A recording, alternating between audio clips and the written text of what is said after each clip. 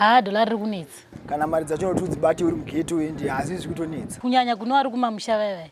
Vanenge vachiti kana vanhu vari kuHarare, vanhu vakagara zvakanaka.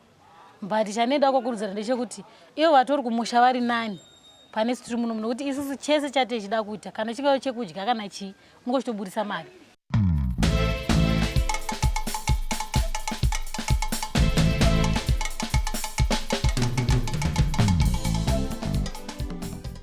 I can't say it's ever been easy because dollarization right now, it's like, yeah, you can buy with the dollar, but the dollar is not easy to find. With the Zim dollar, you could buy, but it would expire in like what, a few hours. So I'd say it's still more or less the same. Yeah, engeri mari eduka iye. So taingogadzirwa munomu. Taingokwanisa kuiwana anytime. We want to go back to that situation where bread and butter was just bread and butter. It was easy to find. There's a lot of potential in Zimbabwe at the moment. But what's difficult is that we've come from a period where there was hyperinflation. And people were used to wheeling and dealing. No one was in proper business anymore. So making that transition from wheeling and dealing back into normal business is a challenge now for the country, because the work ethic has been disturbed and almost destroyed. No one can hold down a 9-to-5 job anymore, or rather 8-to-5 job anymore. Even people who are self-employed, who own their own businesses, do not have a good work ethic anymore. Things are tough.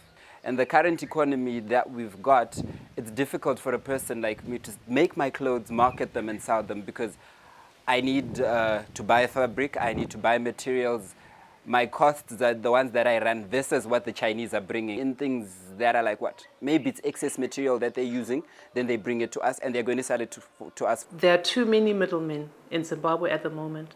So for owners, manufacturers and producers, they always have to go through the middlemen to access the market. Having the middlemen there in between the producer and the market takes away the profit from the producers and the manufacturers, meaning that businesses are being starved of money that should be going into their pockets, and the middlemen who are getting this money don't contribute significantly to the economy.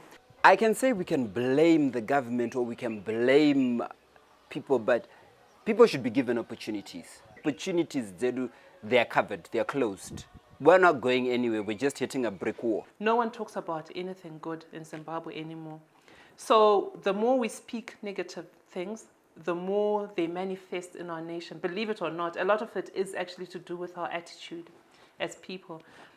We now need people who can highlight good things in Zimbabwe. What do we as Zimbabweans do that is good? Or what's happening in our economy that's good? Most of the people who are holding down Borodale or whatever, they came from Highfield, they came from Bari, they came from wherever. But exactly what have you given back to where you came from? So if we are going to build a positive spirit amongst us who are in the ghetto, let's find something for the kids to do. Because at least if we can move the generation that's coming now, because my generations are kumberika, I don't want to lie. We've given up on them. There's corruption, there is laziness, there is so much that's going on in my generations at Pamberipedu. But at least if we give hope to the ones that are coming after us, maybe 20, 30 years down the line, we might have something better. As a nation, we haven't realized how wealthy we are and what we can do to tap into our own resources. We are still economically immature as a nation, and we need to develop our people. So businesses need to develop their employees, schools need to develop their pupils, so that we go back to the point where we were in the late 80s, early 90s, where everyone knew that if you employ a Zimbabwean, you have a good employee who can contribute significantly to your company, and that translates to a significant contribution to the economy. Even though we've heard people talking about diamonds and gold and other natural resources, the biggest resource that Zimbabwe actually has is the human capital.